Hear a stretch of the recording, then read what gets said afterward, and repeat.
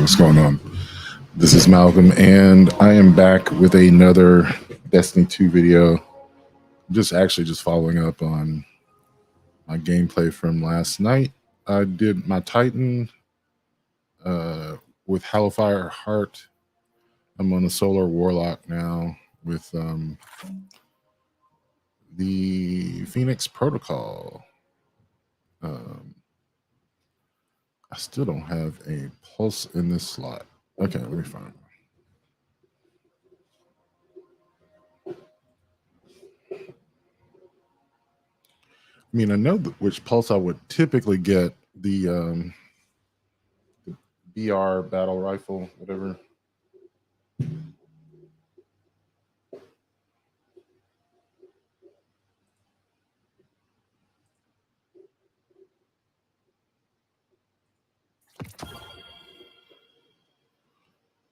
Yeah, that one almost everyone uses.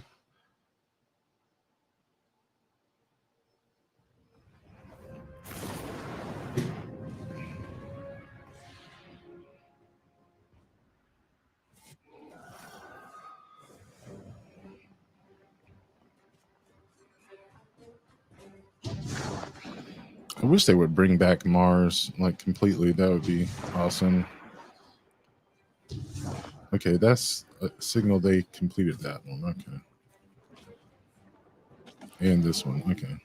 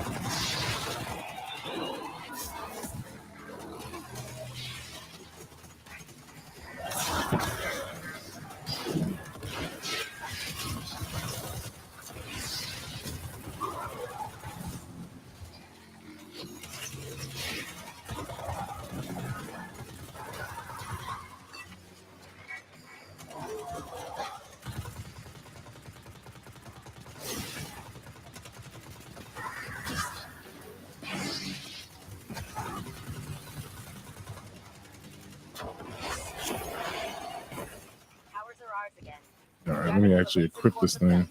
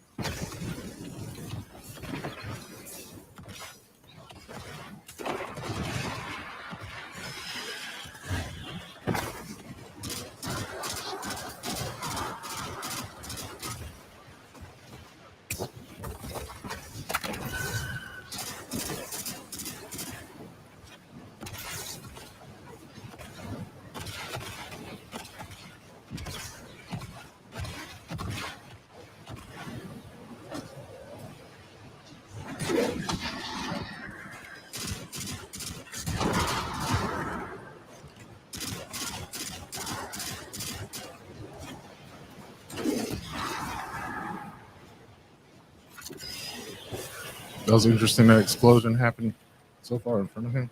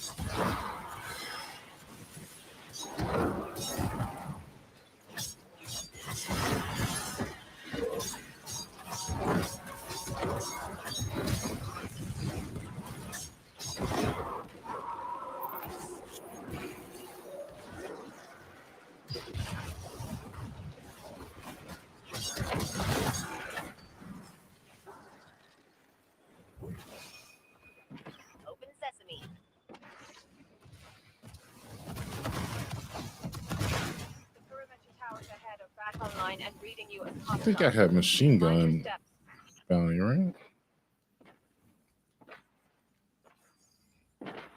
Jeez.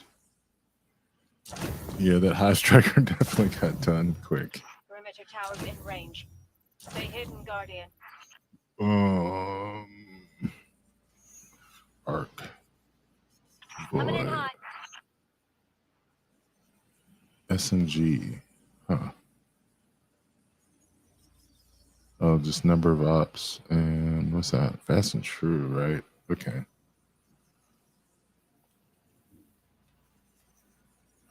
I did not get that many pulse rifle kills, did I?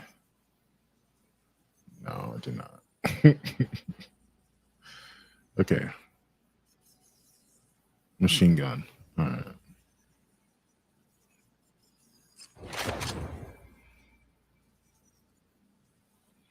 I think I'll do the bow.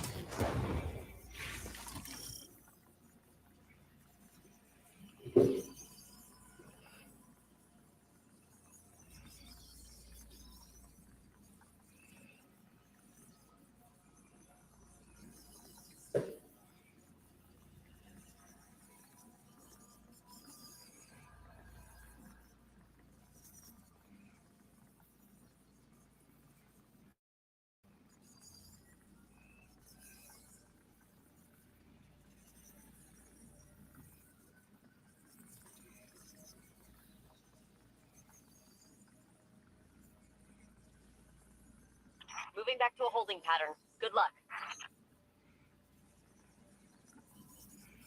Okay.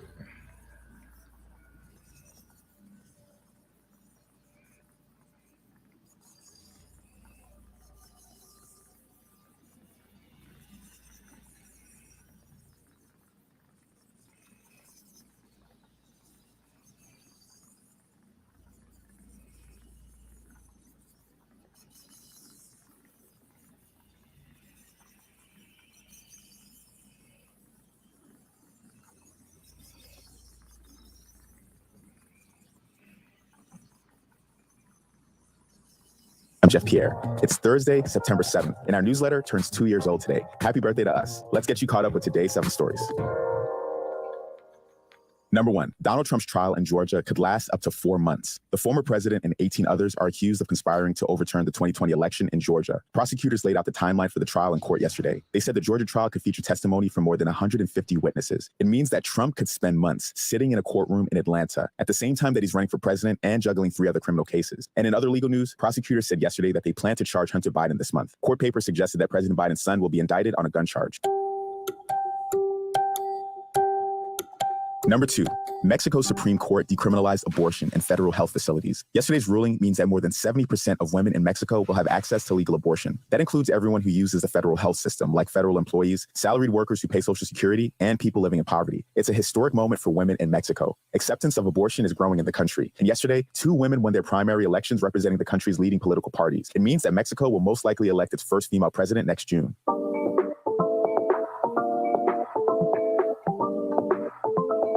Number 3, President Biden blocked oil drilling in part of Alaska's wildlands. The move will protect over 10 million acres of Alaska's North Slope. That includes nearly half of Alaska's National Petroleum Reserve, which is the nation's largest expanse of public land. The administration is also canceling leases granted under the Trump administration for oil exploration in the Arctic National Wildlife Refuge. The refuge is an important habitat for polar bears, caribou, and waterfowl, but many climate activists and environmentalists are not totally satisfied by the move. The new restrictions won't stop the willow development. That's a large Alaskan drilling project which was approved by Biden in March.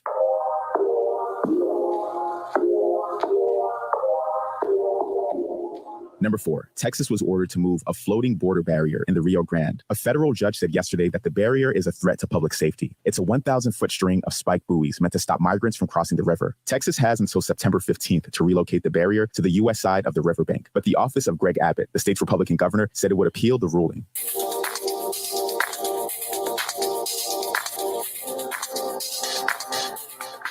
Number 5, masks are returning to some American classrooms. A scattering of schools are bringing back mask mandates as coronavirus rates are on the rise. They include an elementary school in Maryland and a junior high in Alabama. New York also plans to give out masks to schools, but the state is not requiring their use. These campuses are the exception, but some conservative lawmakers and presidential candidates have criticized the moves. Although coronavirus rates are rising, hospitalizations are far below where they were a year ago. If you have questions, check out the link in our show notes where experts offer advice on what precautions to take.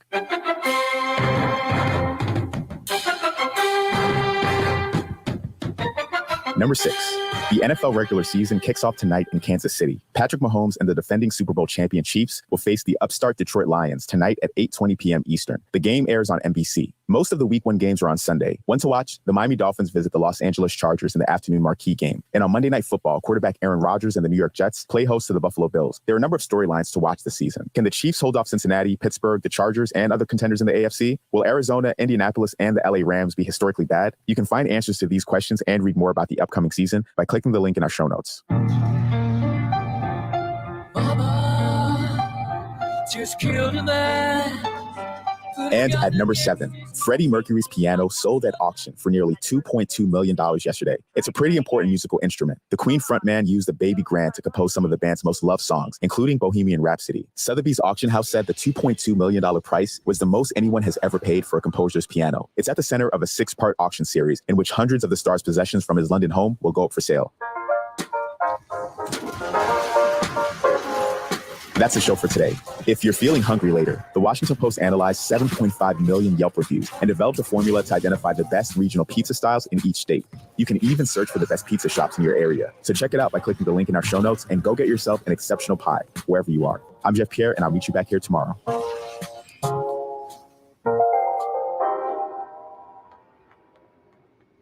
If he's caught beating baby whales to death with the bodies of baby seals in Fifth Avenue, that would show he's a tough guy. If it turned out that he'd paid for multiple abortions for his various mistresses, I once thought like 5 minutes that would count. That's cool because he's hooking up with a lot of girls. That's what that's how they see this. Yeah. I think there's 2 things that I think could do it. Number 1, if there is a trial and he is shown basically being subservient to the court, the truth comes out and he's convicted. I think that is quite possible. Yes. The other thing, and this is very unlikely, is I think a lot in war analogies. And so imagine you're sitting there with a platoon, you've got an objective you have to hit, and that everybody's got to charge them out, right? Everybody's got to charge that objective. And one guy gets up and heroically makes a run and of course gets shot down. Another person makes a run and gets shot down. So everybody's looking around at each other. If finally everybody stands up and charges that, there'll be some casualties, but they'll take the objective. And I think that has to happen in the Donald Trump case where finally people just start speaking out. And I think that's probably not going to happen. Probably. And so I don't know. So I don't know what's going to happen, except that there's got to be, what is it that serial killers say? They're like the first kill is the toughest and then it's easier after that. It's like the first time you accept a Donald Trump lie, you have to look at yourself in the mirror and probably vomit in the toilet. But after that, whatever. It's easy. It's just who he is. Let's talk about your former colleagues back in the House and in the Senate. Marjorie Taylor Greene continues to play an interesting role. Now we're faced with the possibility of a government shutdown by the end of the month. I think there are a lot of people that have just simply decided that it's probably going to happen, despite the impact on the economy. One of the problems, of course, is that you have these holdouts from the Freedom Caucus who are demanding spending cuts. But then Marjorie Taylor Greene appears to be demanding other things, including the impeachment of Joe Biden, maybe cutting off all aid to Ukraine as the price for her vote for any deal. And I think I told Jonathan Capehart last night, I said, this is not a negotiation. This is a ransom demand. And she's got a hostage. Kevin McCarthy is her hostage, and she's going to see how far that she can push him. So there's also the dynamic where the Senate Republicans are signaling they're just going to jam Kevin McCarthy. They're going to go ahead and they're going to pass bipartisan spending bills. They're not going to go along with cutting off money for Ukraine. So what's going to happen? I mean, it feels like, we're playing chicken with dueling clown cars. How does it play out? We've been here before, and I've been part of it. And I'll tell you, each time we approach government shutdown, we all panic. I do too. I've never voted for a shutdown. I guess you don't really vote for them. You just don't vote for the things that keep it open. But you always have this group, and it's particularly of the new kind of crazies that come in every class that think a government shutdown is going to work. And it's like every new baby has to touch the stove once. And that's what's happening here. I say 90% chance the government shuts down. Now, this is different than a debt default, right? Different than a debt default. This isn't going to collapse the economy. Republicans, maybe once in history, but Republicans have never won a government shutdown. Why? Because Democrats are willing to do things like continuing resolutions. So like, let's just keep spending the money we've been spending. Republicans are always the ones putting things on the requirements. And the American people are smart enough to know when the government shuts down that it's the Republicans doing it. So it may be a 20-day shutdown. It may be, particularly with the tight Republican Republican majority, maybe a 30-day shutdown.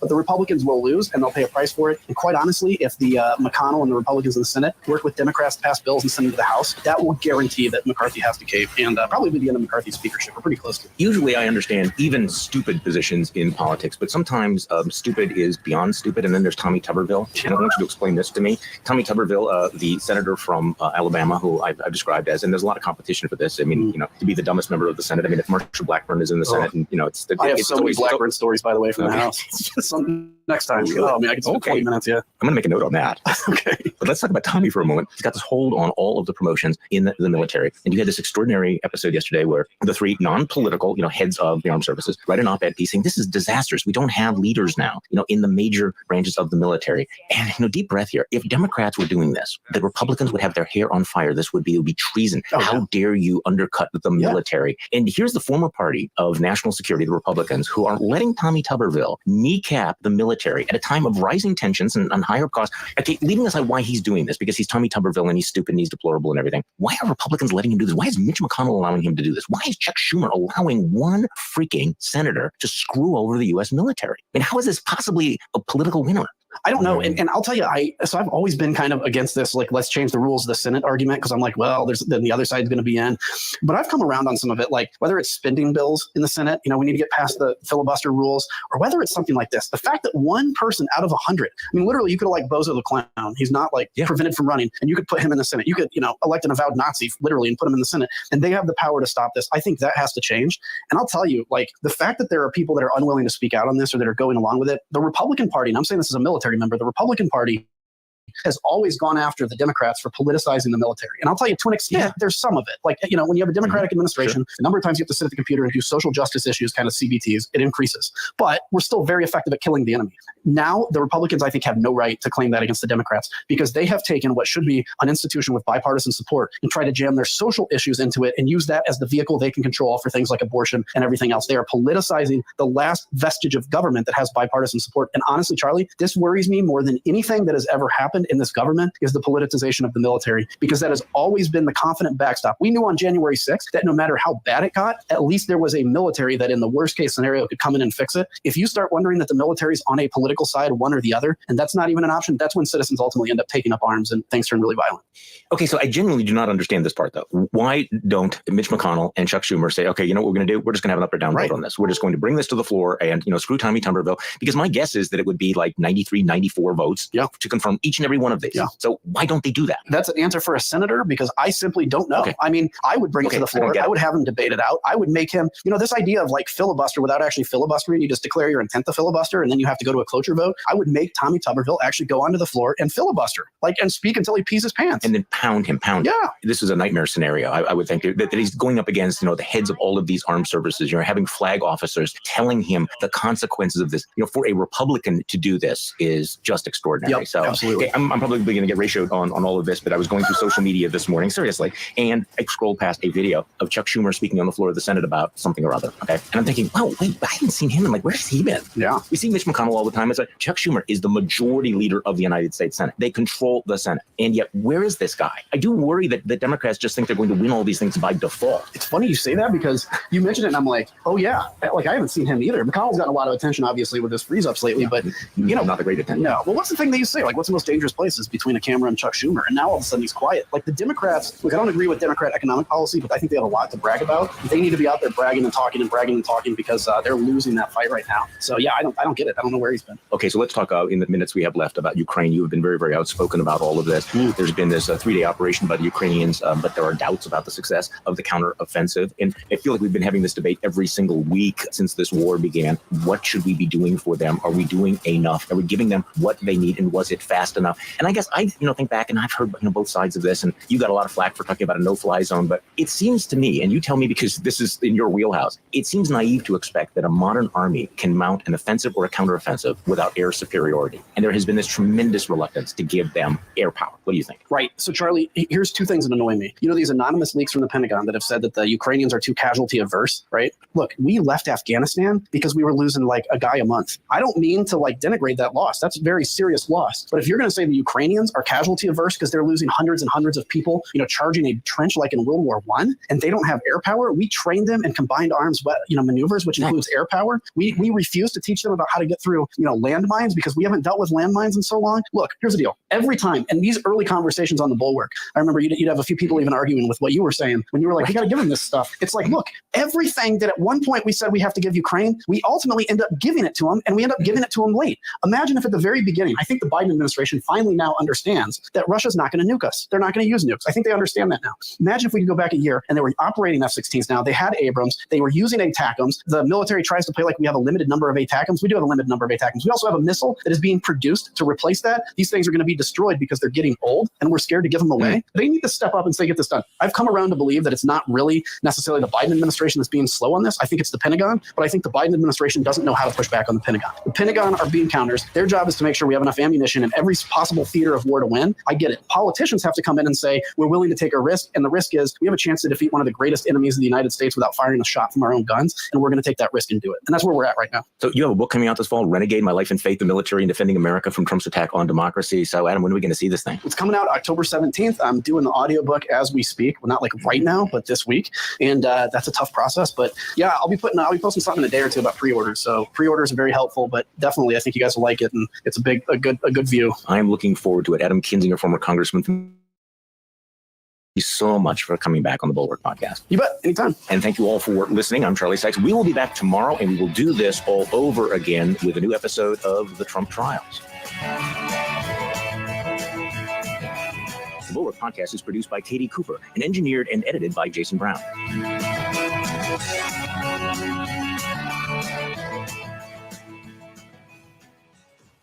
Hi, it's Sheena Shea from Vanderpump Rules here to tell you guys about Factor. It's my one-stop shop for nutritious, fully prepared meals, which means there's no grocery shopping, no meal planning, and no cooking required. They have tons of options to choose from every week. Factor is like having a personal chef, but without the wait. It only takes 2 minutes to heat and eat. Plus, all their meals are fresh, never frozen. Visit factormeals.com/Shay50 for 50% off your first order. Hey, it's Sheena Shea, and if you know me, you know it's all happening. From Vanderpump Rules and my podcast shenanigans to my full-time job being Summer's mommy. There's always something keeping me busy, and that's why I love Factor. They send fresh, never frozen meals right to my doorstep. They're packed with flavor, dietitian approved, and make it easy to stay on track with my goals. Delicious and ready to eat in literally 2 minutes. I mean, seriously. Visit factormeals.com/Shay50 for 50% off your first order.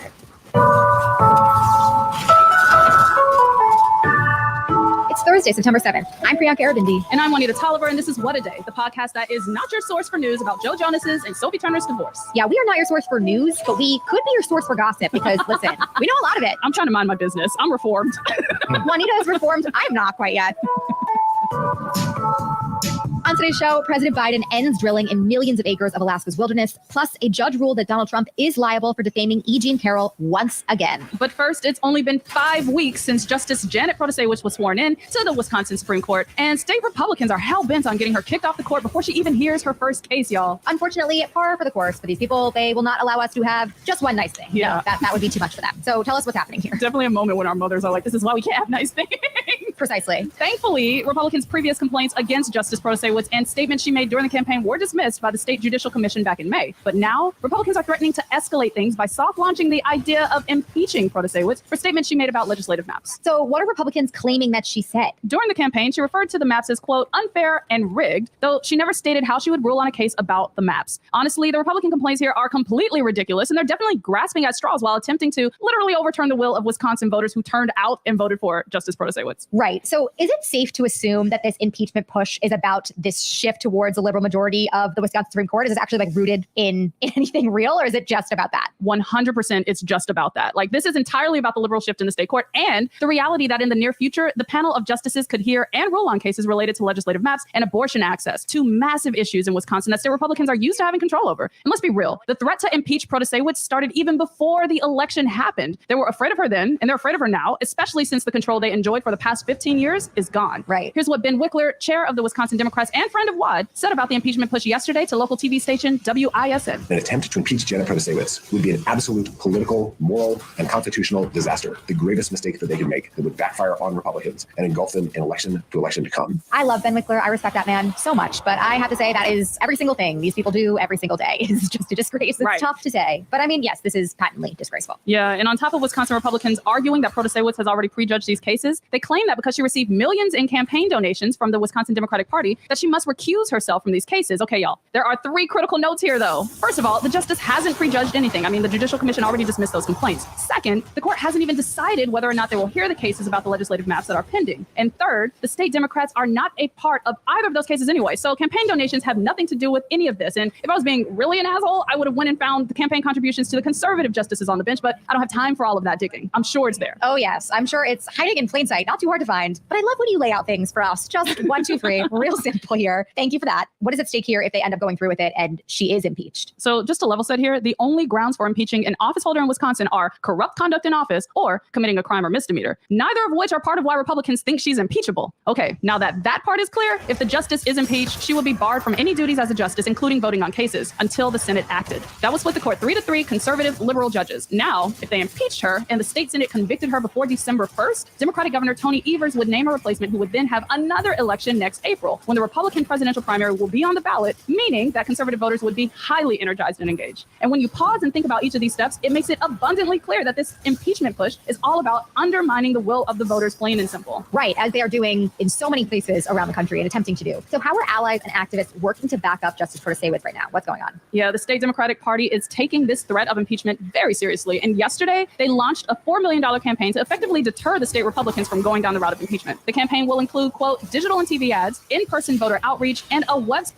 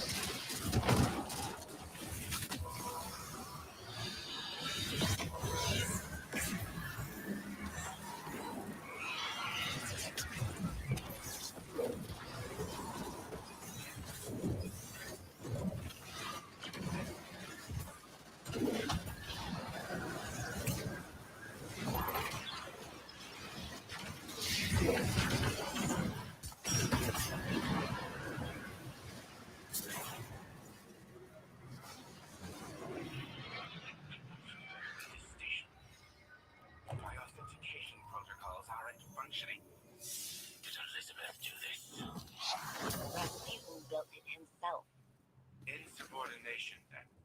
Did you teach it to do that? Since your death, the war mind has evolved, Clovis. Many of the shackles you bound them with have rusted away. And he's so much more without you than he ever could have been with you. Hey, I'm seeing a pattern emerge.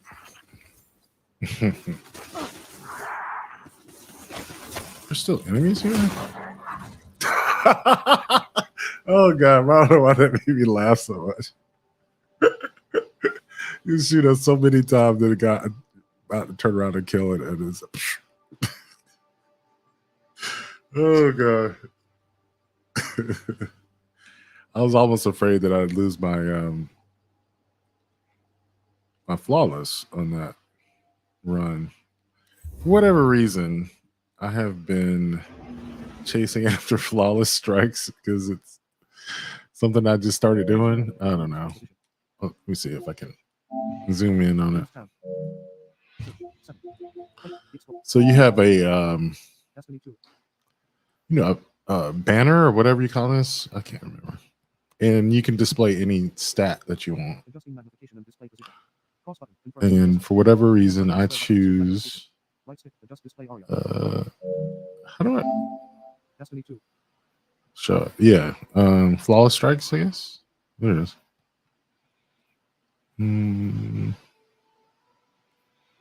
Adjusting magnification and display position. I can't see it on my screen. Adjusting magnification and display position. Cross button, confirm zoom adjustment. PS button and square button, switch magnification. Guess Right it. stick, adjust display, and automatically adjust the zoom display area. Well, that's the number there. I was trying to get to like 4,000 before final shape, but I think that'll be easy. That's only like 51 more. Adjusting magnification. Okay, let me see what I got else going on here.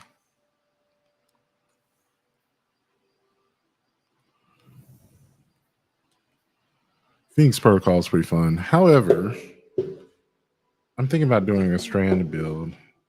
Let's see what I got.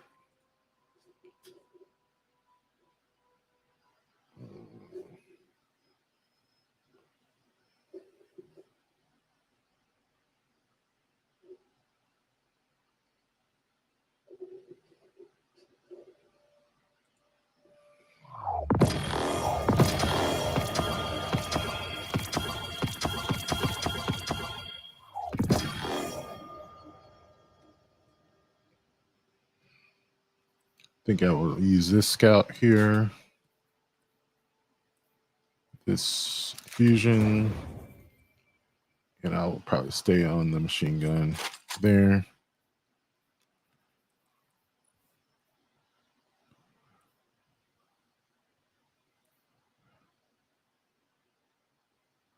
I'm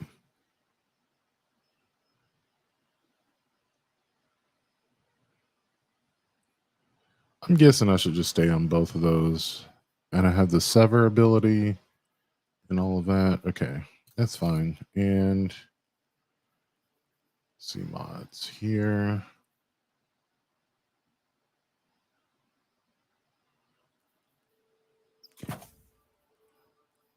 Take that off.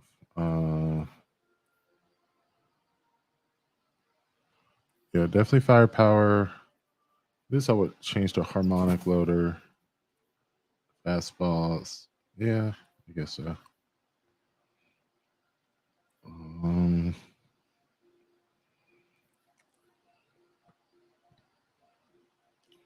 This is it solar? Yeah, I guess.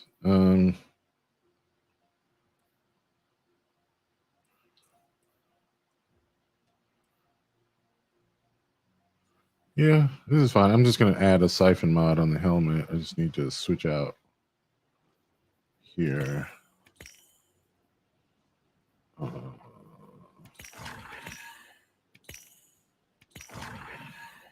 Tangle there.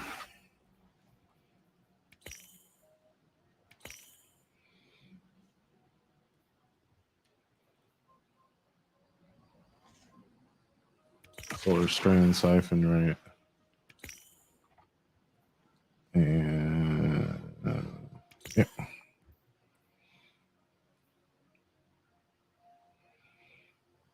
And what else do I need to do? I think that's it. But I like how they added the shaders and everything right from the Destiny Item Manager. I love this. This was the armor set from last season. If you shade it right, it can make some weird water effects. I don't know. It's pretty cool.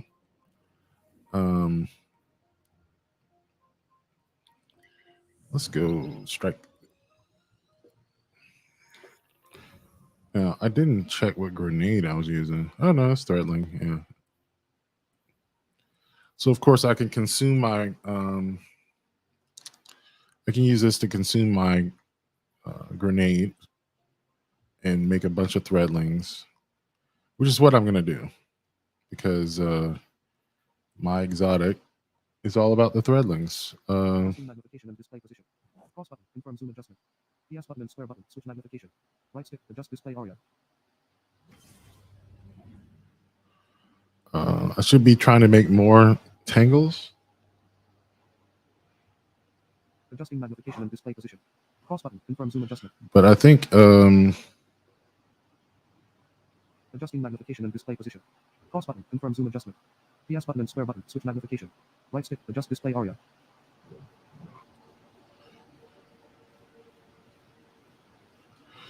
So yeah, I think when you unravel a target, it creates a threadling. I think that's like one of the keywords in the subclass. I can't remember.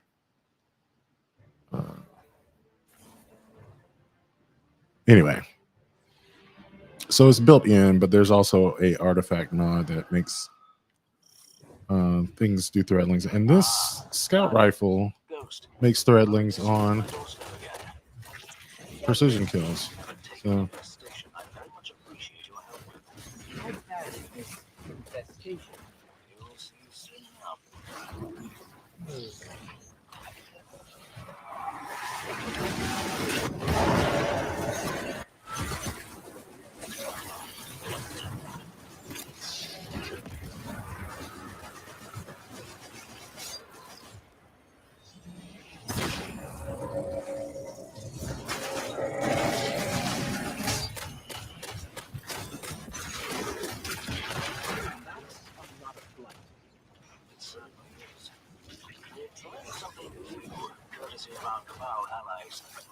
Using pyramid, precisely.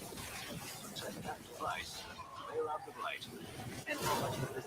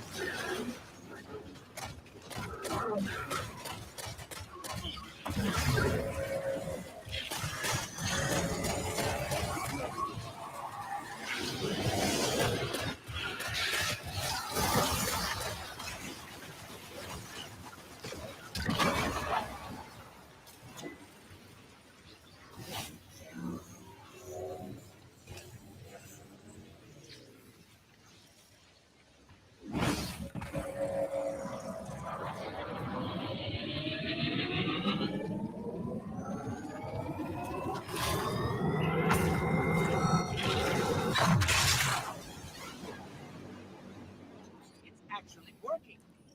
See? Nothing to worry about. So I have like 5 threadlings perched on me right now, and this is one of the issues why I was thinking about not running this. However, it occurred to me that on my next run, I could just lower my discipline a little bit. I mean, I would never do that before, but I really don't have a need for this much grenade energy. I could put it into my melee, which also gives me like more versatility.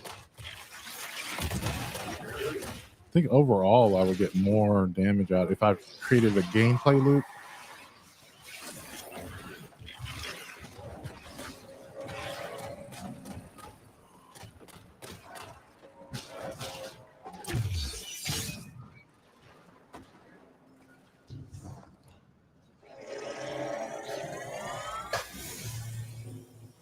Thanks for the heals.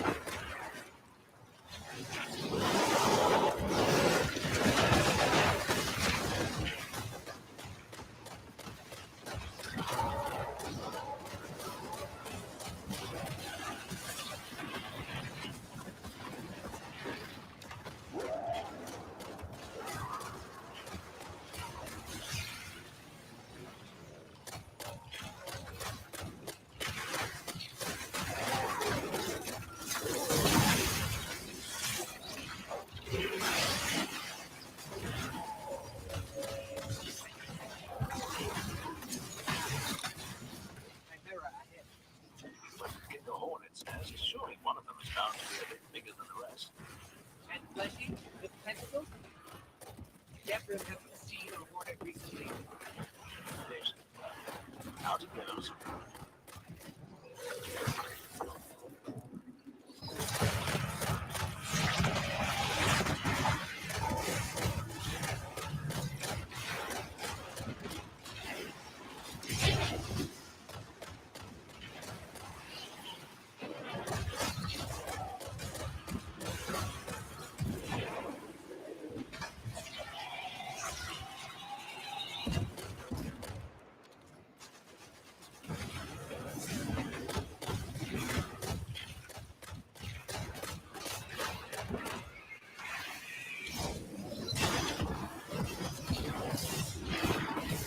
Oh my God.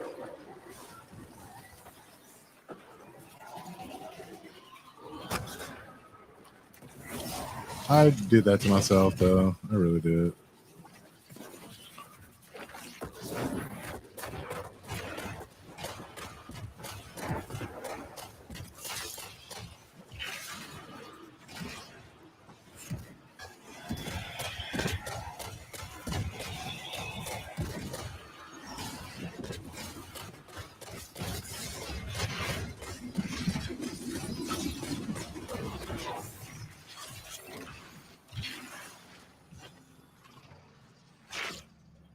God damn. I feel so dumb for dying like that, but such is games.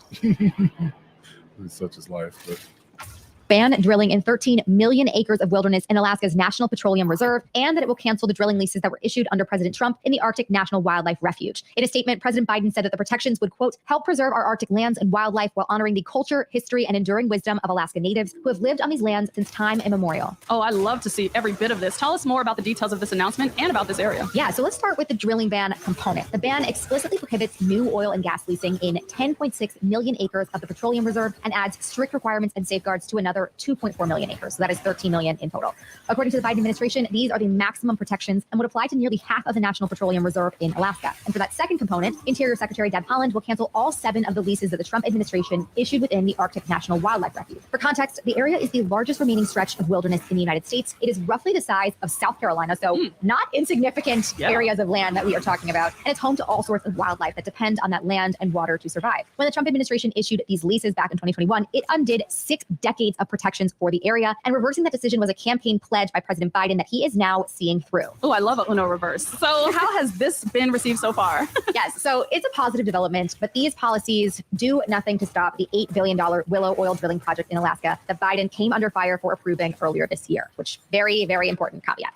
When that happened, climate activists and other voters thought Biden went back on his promises, and they were angry about it. Deirdre Shelley of the Sunrise Movement told the New York Times that while the new Arctic protections were exciting, they don't make up for the Willow decision. Of course, there are other detractors as well. The oil industry insists that these are some of the richest oil reserves in the country. Republicans use that to fearmonger a bit, and the decision will likely be challenged in court by the fossil fuel industry. We'll be sure to keep track of what comes of this, though. Our fingers are crossed that President Biden will be able to see this one through. More on all of this very soon, but that is the latest for now. We'll be back after some ads. I don't care now because I don't have the flawless. Maybe that's feeling overwhelmed by the constant barrage of leaked news and need a serotonin boost? Take a mental health break and tune into Crooked Media's Hysteria podcast, where you'll hear unapologetically honest and opinionated conversations about the stories that matter most. I'm Erin Ryan. And I'm Alyssa Mastromonaco, and each week we provide a fresh perspective on the political and cultural landscape, challenging the traditional male gaze and bringing you smart, real, and refreshing content alongside a hilarious and relatable crew of bi-coastal women. Don't miss out. Catch new episodes of Hysteria every Thursday, available wherever you get your podcasts.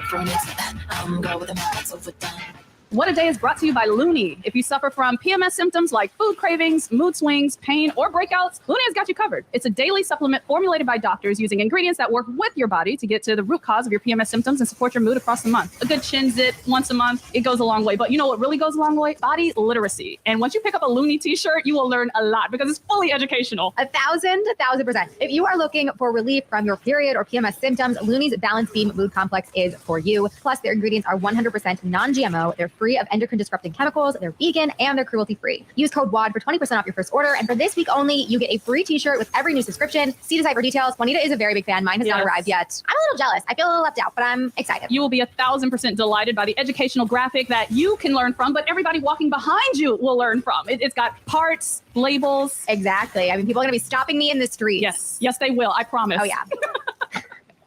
Go to looney.co/WAD for more. That is LOONI.co/WAD. Let's wrap up with some headlines. Headlines.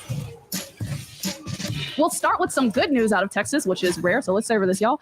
Yesterday, a federal judge ordered the Lone Star State to remove its floating barrier in the Rio Grande and banned it from building a new one, at least for now. This comes nearly 3 months after Republican Governor Greg Abbott first deployed the 1,000-foot-long string of buoys and razor wire under Operation Lone Star, a long-standing initiative aimed at keeping immigrants from crossing the southern border. The move was met with heavy backlash from immigration advocates along with the Mexican government, and you'll remember that a dead body was found caught in the barrier last month, while another was found just a few miles upstream. Mexican officials identified one of those bodies as a child from Honduras, and this is completely tragic that this is something that Greg Abbott really wants to keep doing and dig into.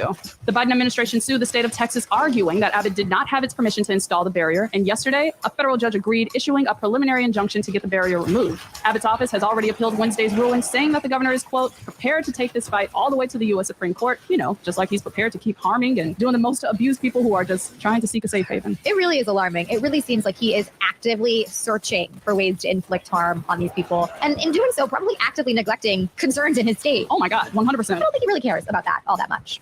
Some more good news from the courts. A federal judge ruled yesterday that former President Donald Trump is liable for defaming writer E. Jean Carroll back in 2019 after she first publicly claimed that Trump raped her at a New York department store in 1996. As part of that ruling, U.S. District Judge Lewis Kaplan said that an upcoming trial will only be focused on how much Trump will have to pay up in damages to Carroll. Wednesday's decision comes after a jury just 4 months ago found that Trump sexually abused Carroll in the 90s and later defamed Carroll in 2022. He was ordered to pay her $5 million in damages. In Judge Kaplan's opinion issued yesterday, he wrote that the, quote, substantive content of Trump's 2019 and 2022 statements were identical. And so the jury's findings earlier this year effectively established that Trump's 2019 statements were also false and defamatory. A trial to determine how much more Trump owes Carroll is set to begin January 15th. Just add to the list of things this man is facing. Pay up. Yes. Now for some bad court news. A federal judge in Georgia ruled Tuesday that a state ban on transgender care for minors can resume. The decision comes after the same judge, Judge Sarah Garrity, just last month temporarily blocked part of the Georgia ban from going into effect, saying that the ban was, quote, substantially likely to violate the Equal Protection Clause. So what happened? Well, just a day after Judge Garrity's initial ruling, the 11th Circuit Court of Appeals, which includes Georgia, ruled that a similar ban in Alabama could take effect. Attorneys for the state then asked the judge to reconsider her block and to completely vacate her injunction. She declined to do the latter, but she did put it on hold because of a possible rehearing of the Alabama case. We'll be sure to follow any developments there, but in better news for LGBTQ youth, a California judge yesterday issued a temporary restraining order against a Chino Valley Unified School District policy requiring schools to alert parents if students change their gender identification or pronouns. The decision comes after California Attorney General Rob Bonta sued the district last month over its new policy and asked for a temporary injunction to immediately stop the policy. Well, there you go. Destiny is down for maintenance. Super early, but such is life. I am happy that I got in my strikes when I did. Usually whenever that goes down, I might jump into some other games. I got Diablo 4, Miles Morales. Yeah, I do have Modern Warfare 2. I do not play it, but it is installed because I had a friend who played it and he wanted me to join. So, but yeah, Diablo 4 could be a thing. I had a really good time this morning though. That Grenadier now is just busted with some of these grenade builds, but for sure.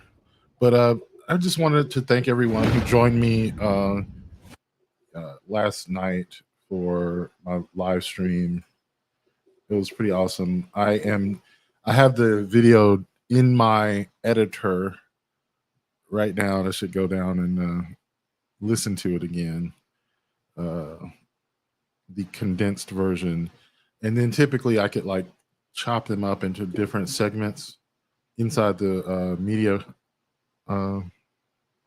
editor, and then possibly republish some of the content there. So that's a good first start for me. I was thinking about like trying to get some more content on social media, and I think one of the things I could do is just rewrite some of the things I already said into more coherent topics, and then make a video out of it. So I'm gonna think about that while I go cook breakfast, and I will catch you in the next live stream. Thanks for watching. Peace.